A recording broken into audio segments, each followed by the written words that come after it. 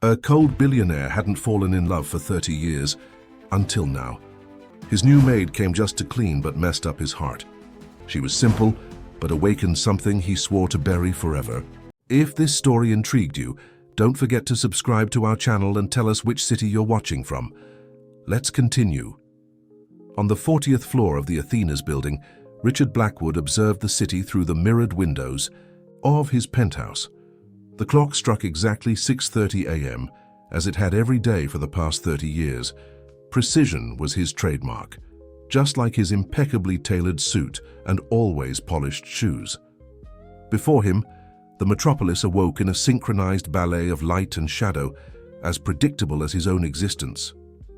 The coffee was served on the side table, its temperature precisely controlled at 70 degrees Celsius. Not a degree more, not a degree less. The previous housekeeper had learned this the hard way, dismissed after 3 warnings for minor slip-ups. Blackwood did not tolerate mistakes, much less improvisation. His life was a meticulously orchestrated symphony, where every note had to sound exactly as planned. The day's newspaper rested beside the cup, folded at perfect angles. The headlines highlighted yet another success for his hotel empire. Blackwood Group announces international expansion with new resort in Dubai. It was his 10th venture abroad, all equally successful, all following the same rigorous standard of excellence he himself had established. As he sipped his coffee, his gaze, involuntarily, drifted to the lower drawer of his desk. There, locked behind 3 different keys, lay the only imperfection in his perfectly calculated life: a yellowed wedding invitation dated 3 decades prior. The paper that was never distributed, the ceremony that never took place, the yes, that turned into deafening silence. The intercom buzzed, interrupting his thoughts. It was Johnson, his personal assistant of 20 years. "Mr. Blackwood, there's been a change in staff. The new housekeeper starts today." The cup froze halfway to his lips. "What do you mean, new housekeeper? I didn't authorize any hiring." "It was a decision by the administrative department, sir. The previous one requested immediate termination for personal reasons, and this one was already in the database, approved in all prior selection processes." Blackwood felt control slipping through his fingers like water.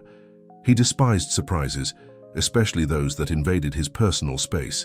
His apartment was his sanctuary, meticulously organized to function like a Swiss watch. "Name?" he asked, his icy voice cutting through the air. "Eleanor Silverstone, sir. 42 years old, impeccable references." "Send her up. Now." Exactly 3 minutes later, the doorbell rang. Blackwood adjusted his burgundy tie, his personal ritual before any confrontation, and walked to the door. As he opened it, he braced himself to face yet another intimidated employee, one of those who trembled at the mere sound of his footsteps. But what he saw made him hesitate for a split second. Standing before him was a woman of average height, her brown hair tied back in a discreet bun, wearing a simple yet impeccably pressed uniform. Her eyes, a deep and serene green, met his with disconcerting calm. There was no fear there, nor the usual eagerness to please. Just a steady, composed presence, as if she had always belonged in that space. "Good morning, Mr. Blackwood." Her voice was soft but firm. "I'm Eleanor Silverstone." It was then that he noticed. The wall clock read 6:45 a.m. For the first time in 30 years, his breakfast would be delayed, and surprisingly, it didn't bother him as much as it should have. Eleanor moved through the penthouse with unsettling ease. Her steps were silent, precise, as if she had known every inch of the place for years. Blackwood watched her discreetly over his financial reports, intrigued by this presence that seemed to defy all his expectations. By the first week, she had reorganized the pantry with her own system, one that, to his surprise, was even more efficient than before. Items weren't just sorted by category, but also by frequency of use. The imported coffee he drank every morning was strategically placed at eye level, alongside other daily essentials. Even more impressive was her ability to anticipate. On Tuesday, when he woke with a slight headache, he found a cup of herbal tea beside his usual coffee. He hadn't said a word. She had noticed his tense expression the night before when he returned from a particularly stressful meeting. "How did you know?" he asked, watching the steam rise from the teacup. "Your shoulders were tense last night, Mr. Blackwood, and you rubbed your temples 3 times during dinner," Eleanor replied, without looking up from the dishes she was arranging. "The tea is chamomile with lavender. It helps you relax without making you drowsy." It was this kind of observation that intrigued him. She didn't just perform her tasks. She saw through people, identified unspoken needs, understood subtle dynamics. That would take others months to notice. On a Thursday, during an important video conference, Eleanor entered the office silently and replaced his water bottle with a new one, ice cold. Blackwood hadn't noticed his was empty, but she had, and she replaced it the exact moment he reached out for it. The most unsettling part was that she wasn't seeking recognition. There were no smiles waiting for approval, no glances anticipating praise. Eleanor simply existed in that space, efficient and discreet like a benevolent shadow. One afternoon, while reviewing contracts in his office, Blackwood caught her organizing his bookshelf. Her fingers glided over the volumes with near reverential care, and there was something in her gaze, a glimmer of recognition perhaps, that made him question her past. "Have you worked in another department before?" he asked, trying to sound casual. Eleanor paused for a moment, her fingers hovering over a book on business strategy. "I've had other professional experiences, yes," she replied simply, without elaboration. That was when he noticed. She held the book in a peculiar way, like someone familiar with its contents. It wasn't the hesitant touch of someone merely dusting it off, but the confident gesture of someone who knew the weight of the words on its pages. Blackwood's curiosity sharpened further when, days later, he found a small note on his desk. It was a subtle correction to one of the contracts he was reviewing, an error that could have cost the company millions. The handwriting was unmistakably hers, elegant and restrained. "Why didn't you mention this directly?" he questioned over dinner. "It wasn't my place to make such an observation, Mr. Blackwood. I merely thought you'd want to be aware before tomorrow's meeting." The answer left him unsettled. There was something more to that woman, layers he couldn't decipher. In his world of glass and steel, where every variable was controlled and every person categorized, Eleanor was an enigma that defied classification. At night, alone in his office, Blackwood found himself reflecting on the small changes she'd brought to his routine. It wasn't just the tasks executed flawlessly or the impeccable organization. It was something subtler, a feeling that for the first time in 3 decades his apartment didn't feel quite so empty. The board meeting was especially tense that morning. Blackwood sat at the head of the solid mahogany table while executives in expensive suits presented projections and charts. Yet his attention was divided. Something about Christine Mendelssohn's presentation, the new CFO, bothered him. "As you can see, the expansion into Dubai represents a calculated risk," Christine gestured with studied elegance, her heels clicking against the marble floor. "But I suggest an internal restructuring before any international moves." Blackwood watched every gesture, every inflection in her voice. There was something familiar about her manner of presenting, something that struck a chord in his memory. The way she emphasized certain words, how her blue eyes sparkled when mentioning restructuring, it all reminded him of someone from his past. "What about the current employees?" asked one of the board members. "Some cuts will be necessary," Christine smiled, a smile that didn't reach her eyes. "We need fresh blood, people more aligned with our vision for the future." Back at the penthouse, Blackwood found Eleanor organizing his personal library. She seemed absorbed in her task, but something in her posture suggested she was aware of his arrival. "Did the meeting not go as expected?" she asked without turning, sensing his unease. Blackwood paused, surprised by her perceptiveness. "What makes you say that?" "Your tie is slightly loose," she replied, finally turning to face him. "You only loosen your tie when something deeply troubles you." He allowed himself a half smile. "You're a keen observer, Eleanor." "Sometimes observing is the only way to survive," she remarked, almost to herself, before returning her attention to the books. It was then that Blackwood noticed something different on the shelf. A specific book was slightly out of place, a volume on corporate strategies he hadn't consulted in years. As he picked it up, an old photo slipped from between its pages. His heart skipped a beat. In the picture, he was younger, smiling beside Laura, his former fiancée, and there, partially visible in the background, was a face he'd recognize anywhere. Christine Mendelssohn, 30 years younger. "Eleanor," he called, his voice rougher than usual. "How long has this book been here?" "Since forever, sir. I only reorganized it today following the subject classification you prefer." Blackwood tucked the photo into his jacket pocket, his mind racing furiously. Christine hadn't mentioned knowing him from before, much less her connection to Laura. Why had such a crucial detail been omitted from her resume? That evening, as he ate the soup Eleanor had prepared, perfectly seasoned as always, Blackwood watched her more closely.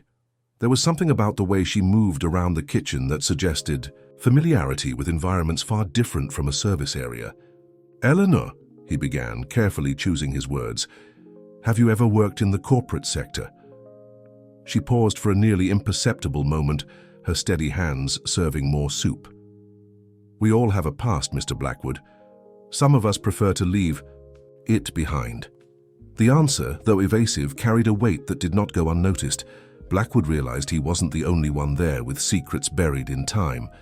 The difference was that his were beginning to surface, bringing with them troubling questions about loyalty, betrayal, and revenge. The morning started differently in Blackwood's office. For the first time in years, he arrived before 7, driven by a restlessness that had kept him awake. On his desk, a folder left by Eleanor contained the financial reports from the past few months, organized in a way he had never seen before. The information was cross-referenced revealingly. Small discrepancies in the numbers, subtle patterns hinting at something bigger. This wasn't the work of a housekeeper. It was high-level financial analysis. Blackwood flipped through the pages with growing interest, recognizing a talent that went far beyond domestic duties. "Impressive analytical work," he remarked when Eleanor entered with his breakfast. "Excuse me, sir," she replied, her face a mask of serenity. "These analyses, the way the data was correlated, it requires specific knowledge of the financial market." Eleanor served the coffee in silence, but her eyes betrayed a glint of recognition.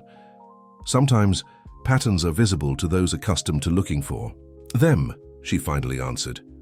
Before Blackwood could press further, Christine Mendelssohn burst into his office, her heels announcing her arrival like war drums.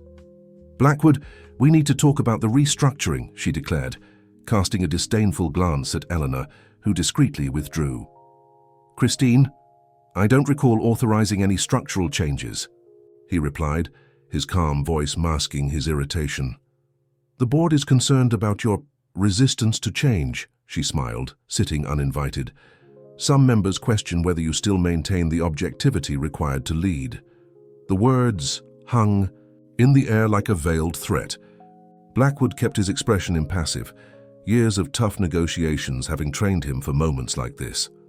"Interesting that you mention objectivity," he remarked, pulling an old photo from his drawer. "Why did you never mention that you knew Laura?" Christine's smile faltered for an instant.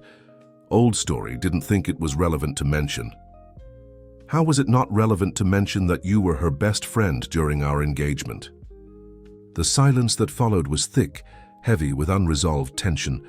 Christine quickly composed herself, but Blackwood had seen what he needed, that flash of surprise and something more, guilt perhaps.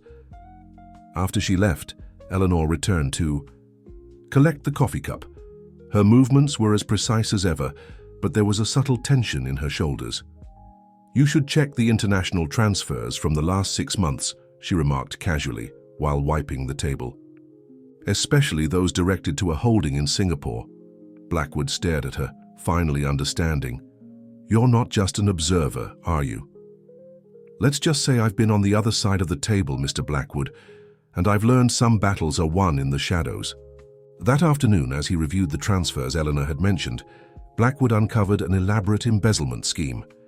The numbers told a story of calculated betrayal, meticulously planned over months. And at the center of it all, one name began to stand out: Laura Venture Holdings, a newly formed company in Singapore. The past and present were beginning to intertwine in unsettling ways. Blackwood looked out his office window, watching Eleanor cross the building's lobby below. She walked with the same restrained elegance as always, carrying secrets that could change everything. The sun hadn't yet risen when Blackwood found the brown envelope on his desk. Inside, newspaper clippings from 5 years ago immediately caught his attention.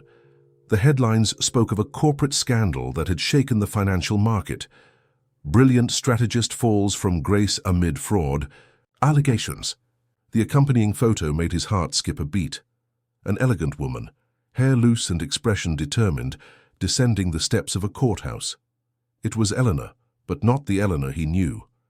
This one wore an impeccable executive suit and carried an Italian leather briefcase. Eleanor Silverstone, former CEO of Venture Solutions, leaves. Courthouse after market manipulation charges, read the caption. Blackwood felt the weight of the revelation, like a punch to the gut. Venture Solutions, the same last name as Laura. I see you've already figured it out. Eleanor's voice came from the doorway, calm as always, but with a different note. Resignation, perhaps.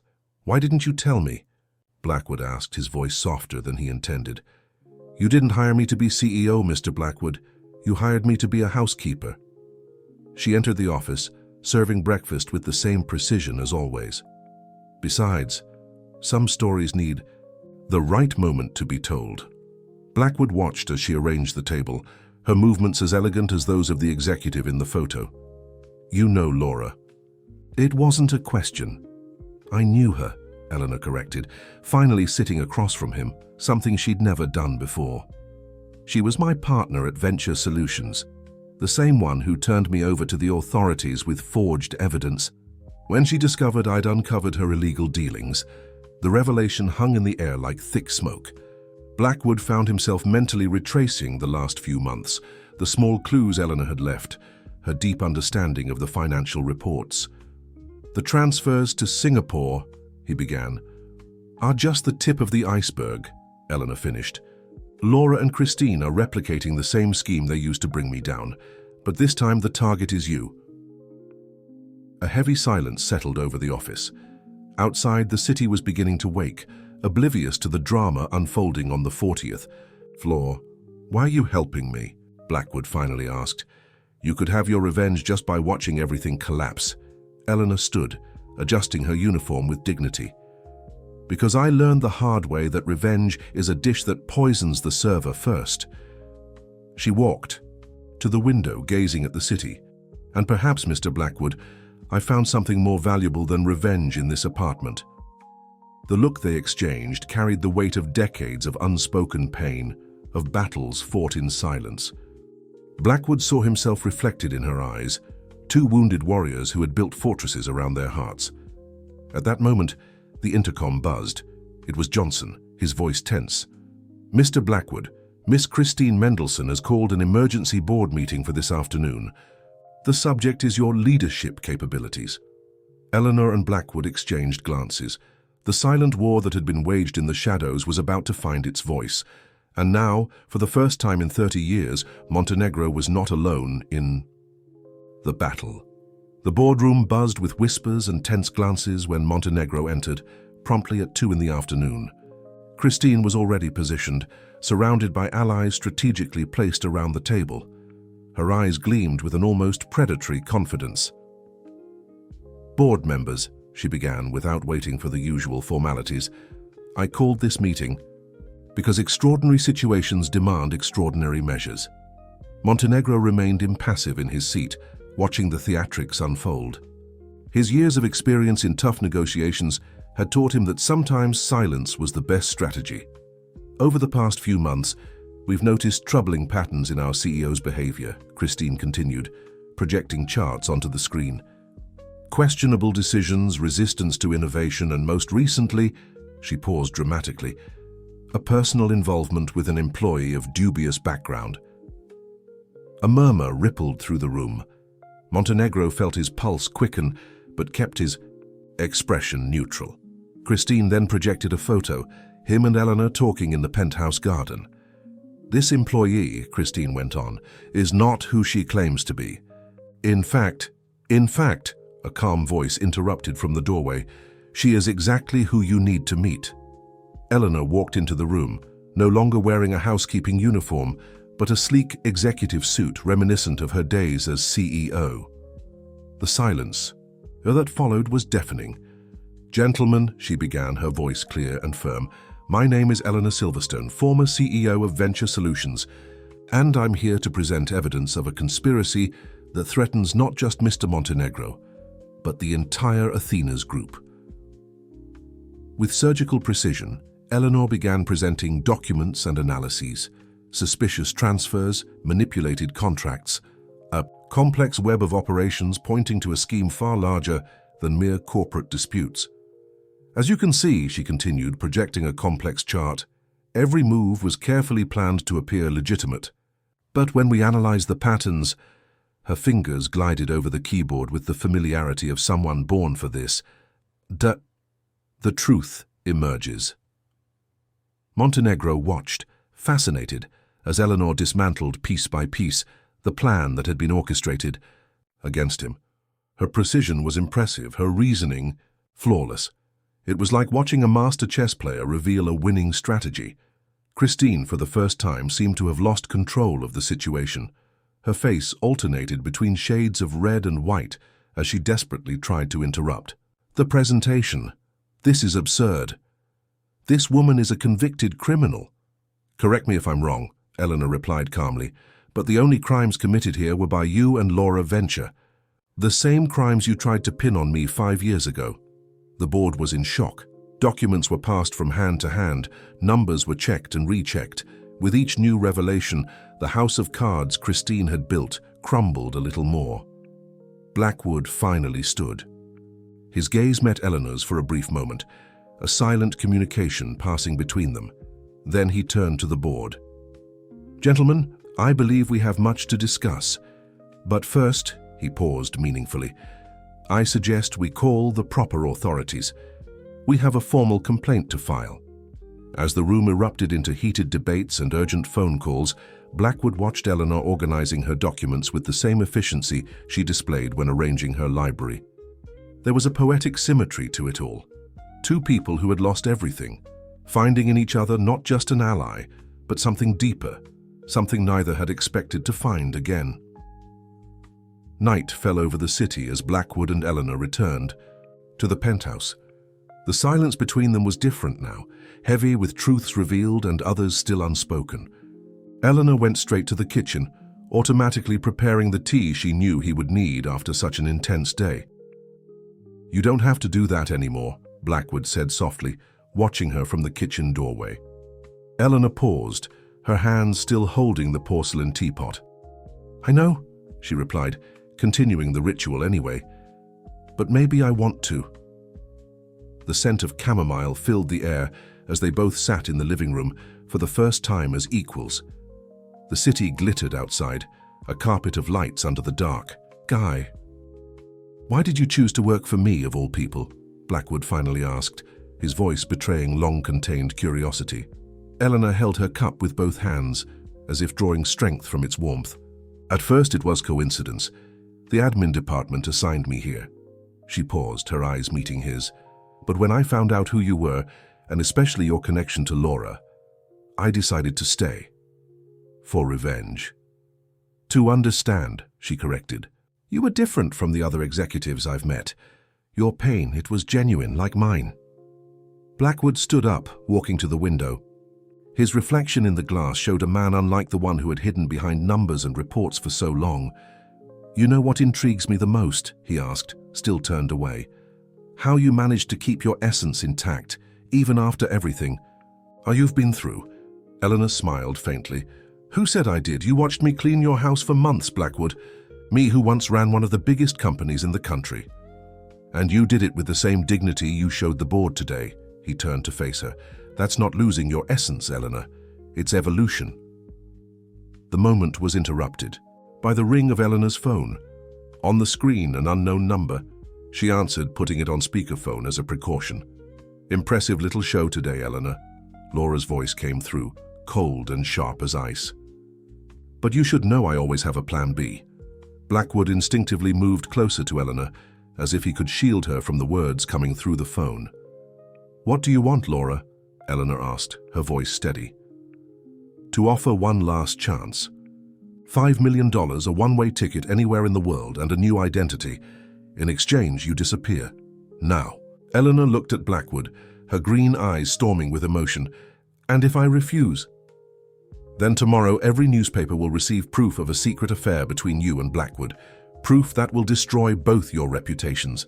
After all, who would trust a CEO who gets involved with the Maid, or a maid who coincidentally has a criminal record?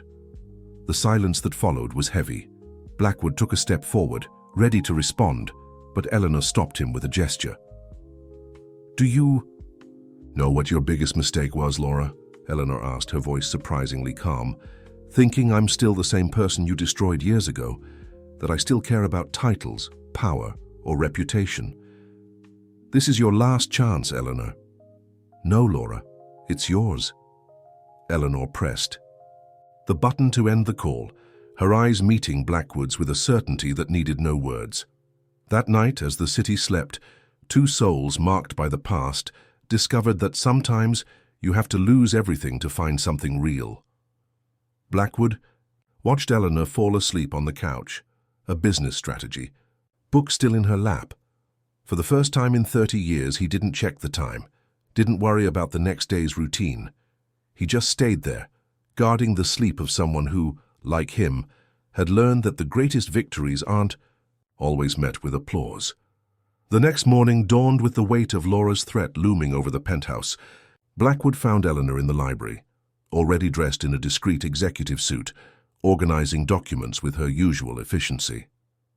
We don't need to wait for the newspapers, she said without looking up from the papers. The story is already circulating on social media. Blackwood turned on the laptop and there it was.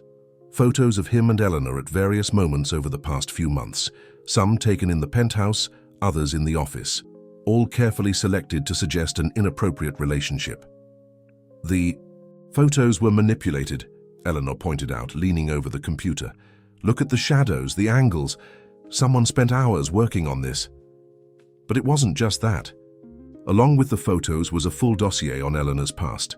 Confidential documents from the trial that condemned her, all presented to paint the worst possible scenario. Blackwood's phone wouldn't stop ringing. Messages from advisors, shareholders, journalists, all demanding a statement, an explanation, a denial. I'll pack my things, Eleanor said softly, starting to stand up. Blackwood stopped her with a gentle touch on her arm. No. Blackwood, your reputation has taken worse hits, he finished, a half smile appearing on his lips. Or did you forget I was left at the altar? Eleanor stared at him, surprised by the almost playful tone in his voice. It was the first time she'd heard him speak about that day without bitterness. Besides, he continued, I have something I didn't have 30 years ago, the truth on my side. At that moment, Johnson hurried into the office. Sir, the press is in the lobby. And, he hesitated, Miss Laura Venture is among them. Eleanor and Blackwood exchanged glances. After so many years, Laura had finally decided to step out of the shadows. Good, Blackwood replied, adjusting his tie in a familiar gesture. It's time we wrote the ending to this story. Blackwood, Eleanor called as he reached the door. Are you sure? We can still find another way out. He turned, and for the first time in 3 decades, his eyes shone with something beyond the calculated coldness that defined him. Do you know what my biggest mistake was, Eleanor? Spending 30 years hiding from any possibility of being hurt again. I built an empire, but I lived in an emotional desert. Eleanor stepped closer, straightening his tie with the same care she used to organize her books. And now? Now? He smiled, a genuine smile that transformed his face. Now I've discovered some things are worth the risk. Some people are worth the risk. The moment was interrupted by another urgent alert. On his phone screen, headlines began flashing.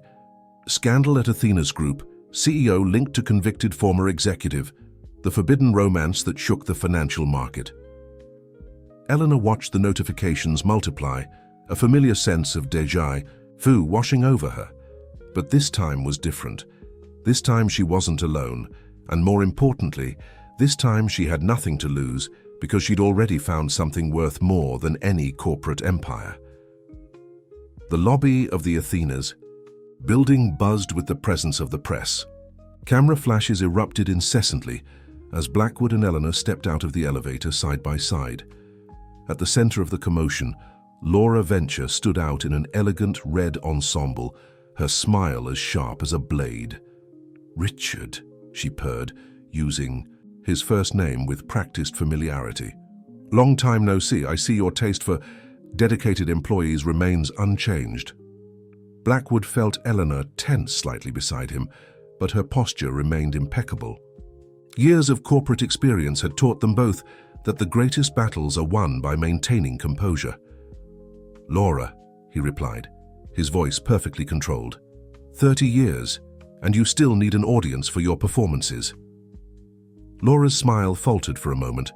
It wasn't the reaction she'd expected, not from the man who had walled himself in an emotional fortress after she abandoned him. "I came to make an announcement," Laura declared, raising her voice to ensure all the journalists present could hear. "As the largest individual shareholder of the Athenas Group, I am formally requesting an extraordinary meeting to vote on a new board of directors." A murmur rippled through the crowd. Eleanor stepped forward, her presence commanding immediate attention.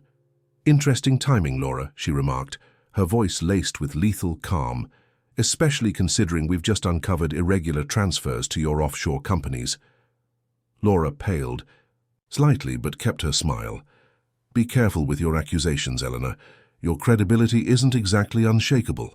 "No," Eleanor agreed, to everyone's surprise. "It's not. And do you know why? Because I learned the hard way that reputation isn't everything. Sometimes you have to lose everything to see what truly matters." Blackwood watched the exchange, admiring the quiet strength radiating from Eleanor. Gone was the unassuming executive assistant. Here stood the brilliant businesswoman she had always been, wielding her own downfall as a shield. "Ladies and gentlemen of the press," Blackwood announced, his voice cutting through the ensuing silence. "I have an announcement more interesting than Miss Venture's." All eyes turned to him. Laura narrowed her eyes, sensing control of the situation slipping away. "The Athenas Group is undergoing restructuring, yes, but not the kind you're imagining." He paused deliberately. "We are creating a new corporate compliance and governance division, and I am pleased to announce its first director, Eleanor Silverstone." The bombshell had been dropped. Camera flashes erupted frantically, capturing Laura's shocked expression, Eleanor's serene smile, and Blackwood's confident stance. "You can't do this," Laura hissed, losing her composure. "She's a convicted criminal." "No, Laura," Eleanor interjected softly. "I'm an executive who was wrongfully accused, and I have proof." From her blazer pocket, Eleanor produced a flash drive. "Here is the true story behind my conviction, including emails between you and Miss Mendelssohn plotting my downfall. Fascinating how some people never delete their conspiracies, isn't it?" Laura's face drained of color. Her empire of lies, built over decades, was beginning to crumble. "Ladies and gentlemen of the press," Eleanor continued, her voice clear and steady, "you wanted a story? Here's one far better than a supposed scandalous affair. This is a story about power, betrayal, and redemption. And the best part?" She smiled, a smile that carried years of patient waiting. "Every word of it is true." Blackwood watched in awe as Eleanor masterfully steered the narrative. She wasn't just defending herself, she was rewriting her own story, turning scars into badges of honor. At that moment, under the glare of camera flashes and the buzz of the press, something shifted irrevocably. This wasn't just a corporate battle being won. It was the story of two people who, through the wounds of the past, had found strength in each other to face not just their enemies, but their own fears. The sun was setting over the city as Blackwood and Eleanor finally returned to the penthouse, exhausted but victorious. The scandal had morphed into something far different from what Laura had planned. Instead of a tale of forbidden romance, the headlines now spoke of a corporate conspiracy being exposed. "Tea?" Eleanor asked, already heading to the kitchen out of habit. "Actually," Blackwood gently stopped her, "how about we dine out tonight? I think we deserve a proper celebration." Eleanor stopped, surprised by the invitation. It was the first time he had suggested something like this, a purely social moment without the protection of the penthouse or office walls. "Are you sure? The press is probably still in a frenzy." Blackwood smiled, a gesture that was becoming increasingly natural. "Let them talk. We have nothing left to hide, do we?" An hour later, they were seated in a discreet restaurant on the top floor of a historic building. The city view was breathtaking, lights twinkling like earthly stars. "You know," Eleanor remarked, scanning the menu, "this is the first time in 5 years I don't have to check the price before choosing a dish." The confession, delivered with a mix of humor and vulnerability, touched Blackwood deeply. This woman, who had once led one of the country's largest companies, had adapted to a life of constraints without losing her dignity. "How did you do it?" he asked softly. "Stay whole after everything." Eleanor set the menu down, her eyes meeting his. "I learned that integrity is priceless. When Laura and Christine betrayed me, they offered the same deal they tried today. Money and a new identity in exchange for my silence. And you refused." "Just like I refused today," she confirmed. "Some things can't be bought or sold, Blackwood. Some truths need to be told no matter the cost." The waiter brought a bottle of red wine, pouring the glasses with professional precision. Blackwood raised his in a silent toast. "To the truth," he proposed. "To the truth," she agreed, a gentle smile on her lips. "And to second chances." Dinner unfolded in an atmosphere of comfortable intimacy, as if both could finally lower all their guards. They talked about the past, his years of self-imposed solitude, her quiet struggle to rebuild her life. "You changed my life, you know," Blackwood confessed after dessert. "Not just by uncovering the schemes, but by making me remember who I was before I built all these walls." Eleanor gazed at him with tenderness. "And you gave me back something I thought I'd lost forever, the certainty that there are still people worth fighting for." Outside, a few persistent photographers captured the moment, but for the first time in their lives, neither Blackwood nor Eleanor cared about appearances. They had found something more precious than reputation or power. They had found mutual understanding, respect, and perhaps something even deeper that neither was ready to name. Back at the penthouse, Eleanor paused at the elevator door. "I don't think I need to pretend to be just your housekeeper anymore." Blackwood took her hand, a simple gesture but one filled with meaning. "You were never just my housekeeper, Eleanor. You were my awakening." The silence that followed was different from all the others they had shared. It was no longer the silence of guarded secrets or hidden pain. It was the silence of two people who, after decades of loneliness, had finally found their safe harbor. The morning brought a new energy to the Athena's group office. The news of Eleanor's appointment as compliance director reverberated through the halls, eliciting mixed reactions. Some longtime employees whispered in corners, while others showed genuine enthusiasm for the change. Eleanor organized her new office, transferring the same efficiency she had shown in the penthouse to the corporate environment. Her skilled hands arranged files and documents, while her mind already mapped out strategies for the restructuring ahead. "Your first meeting as director starts in 15 minutes, Blackwood announced from the doorway, watching her with a mix of admiration and pride. "Nervous?" she asked with a slight smile, sensing his presence without turning around. "Curious," he corrected. "It's the first time in 30 years I've fully trusted someone to lead a change of this magnitude." Eleanor finally turned to face him. "And it's the first time in 5 years someone's trusted me to lead anything at all." The meeting room was packed. Executives from every division of the group settled in, some clearly uncomfortable with Eleanor's presence. Christine Mendelssohn, notably, was absent. A conveniently timed medical leave kept her out of the spotlight. "Gentlemen," Eleanor began, her clear, confident voice filling the room, "the Athena's group is about to undergo the greatest transformation in its history, not just in structure, but in values." She projected a series of charts onto the screen, highlighting inefficiencies and potential vulnerabilities in the current system. Her presentation was precise, professional, with no trace of the bitterness she might have carried after years of injustice. "Our first step will be implementing a transparent auditing system," she continued. "Every decision, every transaction, every financial move will be traceable and verifiable." One of the senior directors cleared his throat, uncomfortable. "Won't that slow things down?" "Initially, yes," Eleanor answered frankly. "But transparency isn't just a matter of ethics. It's a competitive advantage. Our investors and clients value security as much as profit." Blackwood watched from the head of the table, impressed by how she led the meeting. There was no trace of the discreet housekeeper here. This was the brilliant executive Laura and Christine had tried to destroy, reborn from the ashes of her own downfall. "But the most important change," Eleanor continued, "isn't in processes or systems. It's in culture. For years, this group operated under the premise of absolute secrecy.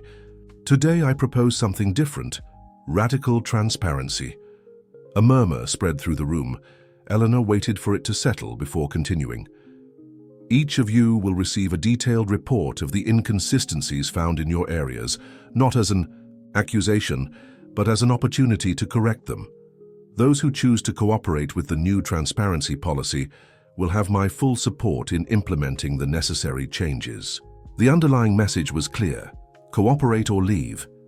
But there was something more in her approach, a genuine offer of redemption for those who, like her, deserved a second chance. After the meeting, Blackwood found her in her office, organizing her presentation notes. "You were brilliant," he remarked, closing the door behind him. "I just did what needed to be done," she replied modestly, "but we still have a long way to go." Blackwood stepped closer, his eyes meeting hers with a new intensity. "You know what I admire most about you, Eleanor? Your ability to turn pain into purpose." She smiled, a smile that carried years of struggle and growth. "Sometimes the greatest blessings come disguised as tragedies. If Laura hadn't betrayed me, I'd never have discovered my true strength. If you hadn't been abandoned, we wouldn't be here now," he finished softly. The moment was interrupted by a knock at the door. It was Johnson, carrying an urgent file. "Miss Silverstone, we found something in the old archives that you need to see." Eleanor opened the file, her eyes widening slightly as she read its contents. "Blackwood," she called, her voice tense. "I think we've discovered the real reason Laura left you 30 years ago." Billionaire. Office fell into a heavy silence as Eleanor spread the documents across the table. They were old records, some yellowed with age, others preserved only on microfilm that Johnson had digitized over the years. "Look at this." Eleanor pointed to a series of bank transfers dated a month before the cancelled wedding. "Laura was siphoning money from the company even before you married. But it wasn't just that." Blackwood leaned over the papers, his face hardening as he recognized certain patterns. "These transfers, they were made to an account in my father's name." "Exactly," Eleanor confirmed softly. "Your father was collaborating with her. In fact, he was the one who orchestrated the entire plan." The revelation hit Blackwood like a physical blow. His father, who had passed away 15 years ago, had always been his model of integrity in business, or so he had thought. "The plan was simple," Eleanor continued, her voice gentle but firm. "Laura would marry you, securing direct access to the group's presidency. Your father would receive a significant percentage of shares in exchange for facilitating the transfer of power." "But she didn't marry me," Blackwood murmured, the pieces finally falling into place. "Because she found something better," Eleanor finished. "Christine had discovered a way to take control without needing the marriage, something involving an obscure clause in your grandfather's will." Blackwood stepped away from the table, walking to the window. The city stretched out below, oblivious to the revelations shaking his world. 30 years, he said finally. "I spent 30 years blaming myself, thinking there was something wrong with me when in reality you were just a piece in a much larger game," Eleanor finished, moving closer to him. "Just like I was years later." He turned to face her, his eyes meeting understanding in hers. "How did you endure it, knowing that people you trusted had planned your downfall?" Eleanor smiled softly. I learned that trust isn't something we give blindly to everyone. It's something we build day after day with people who prove their worth not through words, but actions. Blackwood took her hand, a gesture that was becoming increasingly natural between them. As you've proven since the very first day here, and as you proved when you chose to trust me, even when everyone told you not to. The moment was interrupted by a notification on Eleanor's phone. It was an email from one of the auditors, reporting more findings about Laura and Christine's scheme. They won't back down easily, Eleanor remarked, scanning the contents. Especially now that they know we're close to uncovering everything. I never expected them to, Blackwood replied, his voice carrying a newfound determination. But for the first time in 30 years, I'm no longer fighting alone. Eleanor squeezed his hand in response. It was true, they were no longer alone. In each other, they had found not just allies in this corporate battle, but companions on the journey, people who understood the pain of betrayal and the strength it took to rise again. Blackwood, she called gently, there's one more thing you need to see in these documents. He turned to the desk where Eleanor pointed to a still unopened folder. What is it? The final proof that your father regretted everything in the end, she answered. A full confession, written days before his passing, detailing the entire scheme and asking for your forgiveness. Blackwood stared at the folder, his heart racing. Inside it lay not just the truth about his past, but also the key to his future. A future where secrets no longer imprisoned him, where trust was no longer his greatest weakness, but his greatest strength. Blackwood's father's confession reverberated through the halls of power like a silent earthquake. With every page, read, every revelation absorbed, a new layer of the conspiracy came to light. The document not only detailed the original plan with Laura, but also exposed an intricate web of manipulations spanning decades.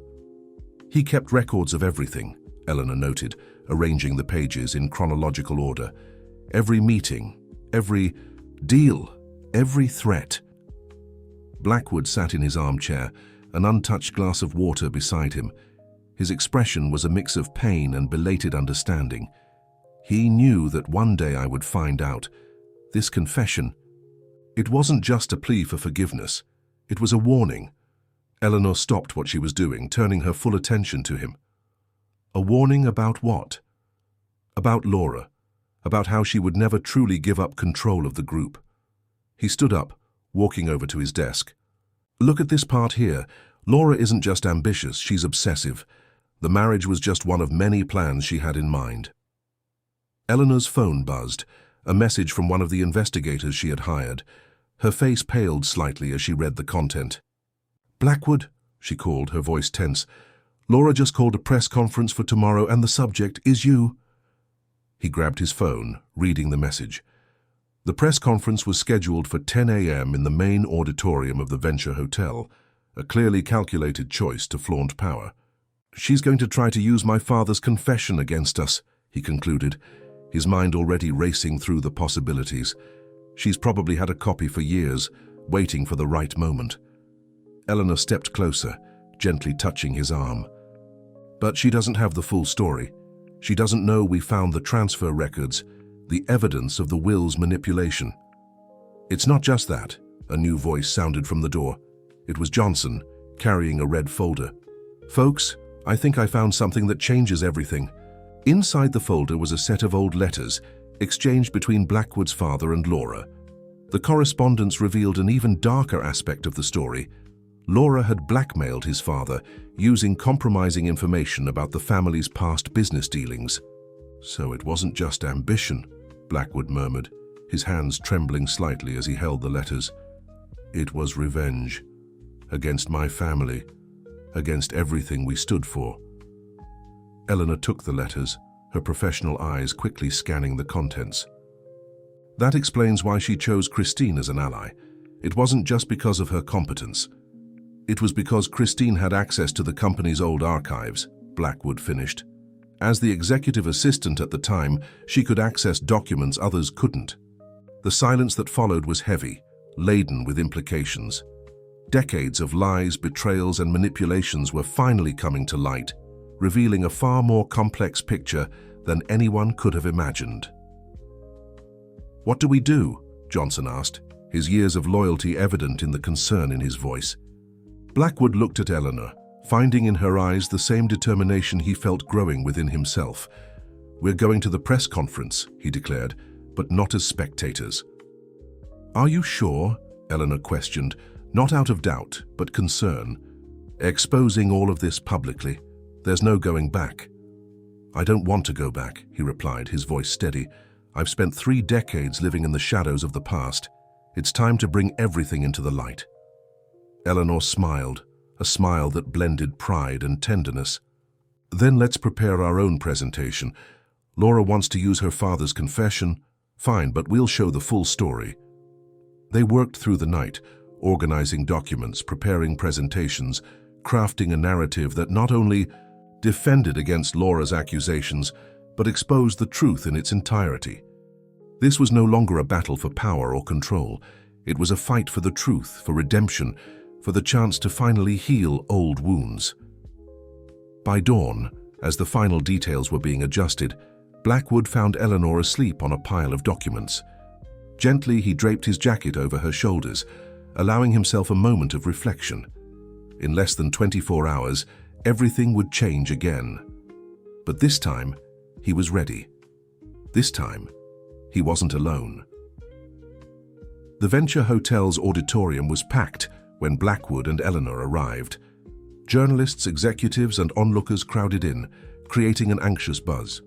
On stage, Laura already stood in place, radiant in a blood-red suit, Christine by her side like a loyal shadow. "Are all the documents organized?" Eleanor asked Johnson, who was coordinating a small technical team behind the scenes.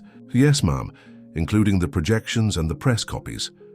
Blackwood adjusted his tie, dark blue, the same one he wore the day he met Eleanor.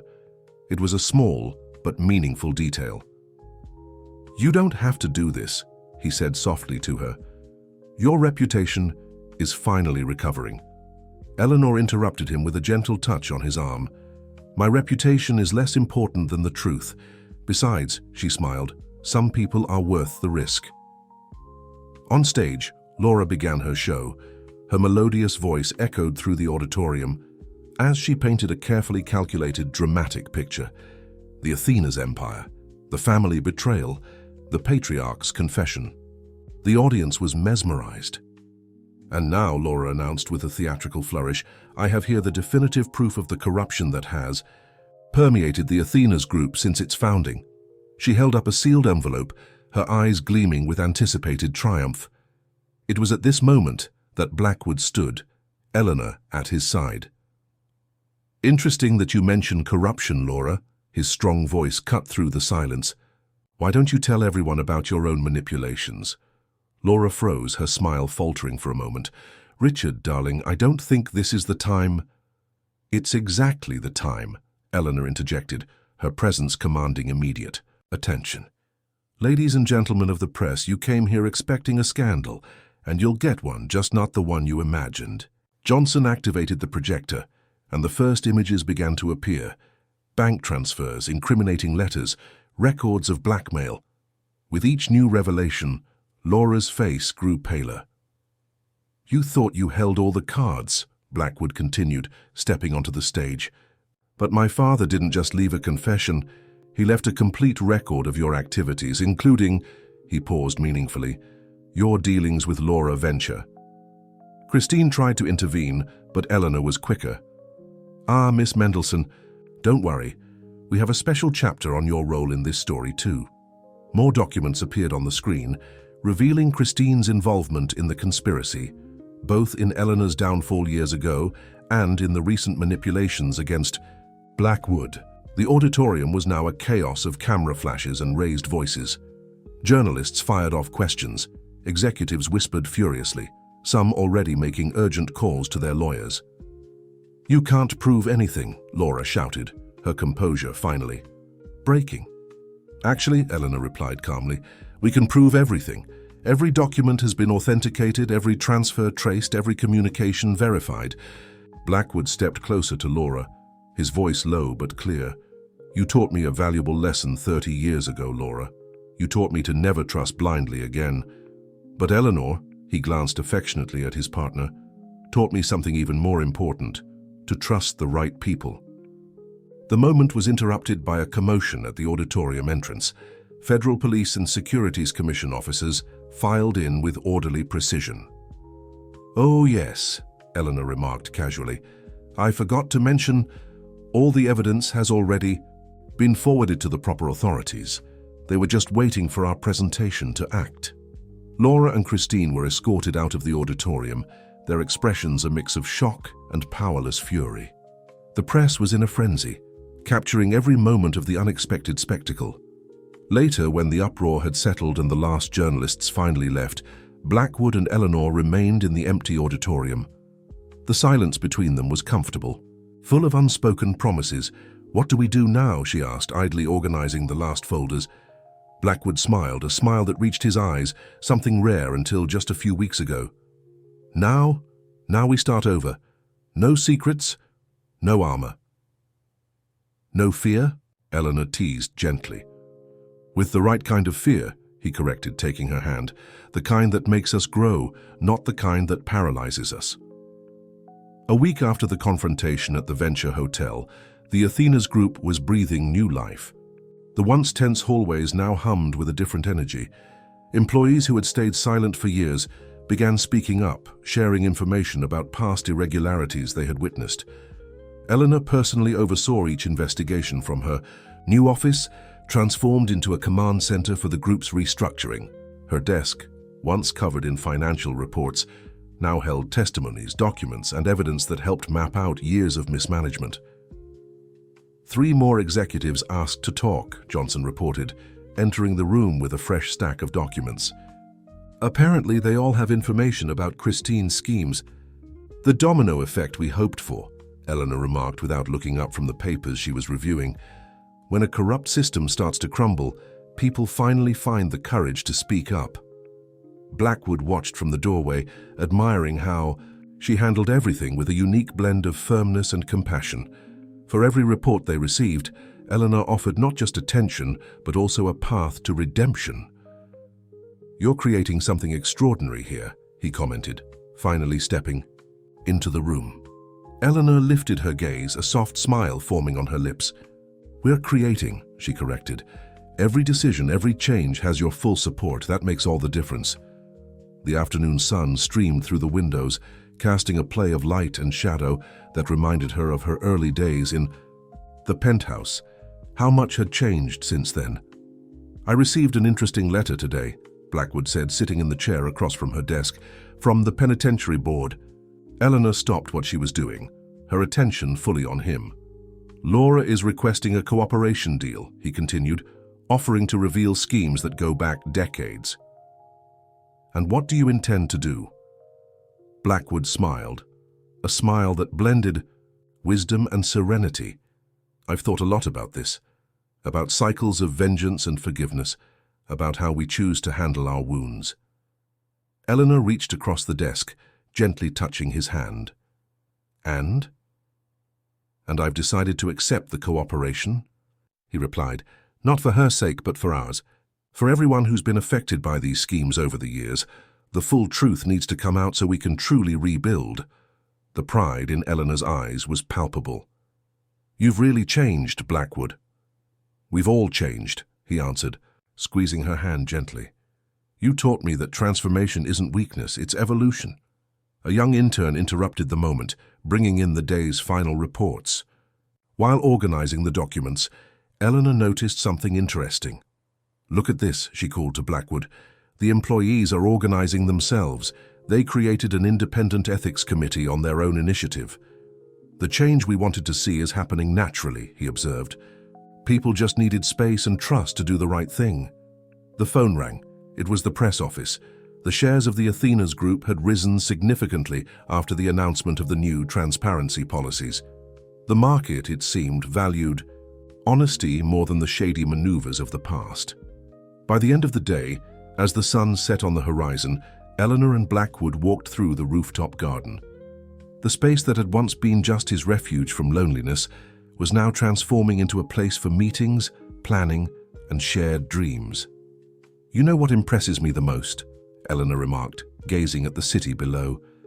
"How people have the capacity to start over, to reinvent themselves when we give them a real chance." Blackwood watched her, his heart overflowing with a feeling he could no longer, nor wanted to, contain. "Like we did." "Like we did," she agreed, her smile lighting up the twilight. "And we're still doing it." At that moment, surrounded by the garden that had witnessed so many changes, they both understood that the real rebuilding wasn't just in the documents, reports, or corporate policies. It was there in the space between two hearts that had learned to trust again, to dream again, to love again. The transformation of the Athena's group didn't go unnoticed by the corporate market. In just 3 months, the transparent management model implemented by Eleanor became a case study in top business schools. Companies from across the country sent representatives to learn about the new system. On a particularly busy morning, Eleanor led a presentation for visiting executives in the main auditorium. Her presence on stage was magnetic, blending the experience of a CEO with the humility of someone who had seen both the peaks and the valleys. "Real change," she explained, "isn't in the processes or the technologies, it's in the people, in how we choose to treat each individual as a fundamental part of the solution, not the problem." Blackwood, sitting discreetly in the back row, watched with admiration. Every word she spoke carried the weight of lived experience. Every gesture conveyed the confidence of someone who had finally found their true purpose. After the presentation, as the impressed visitors filed out, he found her organizing her notes. "Brilliant as always," he praised, stepping closer. "Just sharing what I've learned," she replied modestly. "With you, including." "With me?" "Yes," Eleanor smiled, putting away her papers. "You showed me that vulnerability isn't weakness, that sometimes we need to let our armor fall to truly grow." Blackwood took her hand, a gesture that now felt natural between them. "And you taught me that trusting doesn't mean losing control. Sometimes it means finding a better balance." The moment was interrupted by Johnson, who hurried in with important news. The Securities and Exchange Commission had approved the group's new governance model, establishing it as a benchmark for the market. "And there's more," Johnson continued, barely containing his excitement. "The professional reintegration program you created for executives who exposed old schemes is being replicated by other companies." Eleanor and Blackwood exchanged proud glances. The program had been her idea, offering a second chance to professionals who, like herself, had been victims or unwilling participants in corporate schemes. "I think it's time," Blackwood remarked softly. Eleanor looked at him, curious. "Time for what?" "To formalize some changes," he replied, guiding her to the window overlooking the city. "Eleanor, you've transformed not just the Athena's group, but my entire life. I don't want you to just be our compliance director anymore." Her heart raced, anticipating what would come next. "I want you to be my partner," he continued, "not just in business, but in life, in everything." Eleanor's eyes shimmered with restrained emotion. "Are you sure?" "This will stir up more talk than any other decision we've ever made." "Absolutely," Blackwood smiled, that smile that now appeared often on his face. "Besides, since when do we care about talk?" Her laughter echoed through the room, light and genuine. "I never imagined on that first day as your housekeeper that we'd end up here." "Neither did I," he admitted. "But now I can't picture any other path." The afternoon sun bathed the city outside, casting golden reflections on the glass buildings. It was a new day, a new beginning, just one of many they had shared over the past few months. "So," he asked, "do you accept?" Eleanor met his gaze, her green eyes brimming with certainty. "I do, all the challenges, all the adventures, all the fresh starts." At that moment, as the corporate world outside continued its frenetic pace, two people who had known the highest highs and the deepest lows found something more valuable than any business empire: the certainty that together they could weather any storm, build any dream, and transform any reality. Autumn painted the city in golden hues, when the Athena's group announced its most significant transformation yet. In the packed main auditorium, filled with journalists and industry executives, Richard Blackwood and Eleanor Silverstone unveiled the project they had secretly been developing for months. The Athena's Institute for Professional Development, Richard announced, his voice heavy with restrained emotion, will be a training and reintegration center for professionals who, like many of us, need a second chance. Eleanor took over the presentation, displaying images of the architectural design, a modern building with open, transparent spaces symbolizing the new era they were building. This institute won't just be a training center, she explained, her eyes shining with passion. It will be a place of transformation, where painful experiences turn into wisdom, where past mistakes become lessons for the future. The project was ambitious. Mentorship programs, courses in business ethics, psychological support, and most importantly, real opportunities for a fresh start. Every detail had been crafted from their own personal experiences. And most importantly, Richard continued, the Institute will be managed by an independent board, composed of professionals who have lived their own stories of downfall and redemption. In the front row, Johnson smiled proudly. He would be one of the board members, his loyalty and integrity finally officially recognized. After the presentation, as the journalists dispersed, Eleanor found Richard on the rooftop garden, their favorite spot for important reflections. "You, Fai, know what moves me most about this project?" she asked, watching the sunset. "How we've turned our scars into bridges for others." Richard stepped closer, wrapping an arm around her shoulders. "You taught me that, remember? That our most painful stories might be exactly what someone else needs to hear." A gentle breeze rustled the garden flowers, carrying the scent they now associated with new beginnings. There, in the same space where she had once been just a housekeeper, and he a lonely executive, something far greater than themselves was born. "I received a letter today," Eleanor said after a moment of silence. "From Laura." Richard tensed slightly, but remained calm. "What did she say?"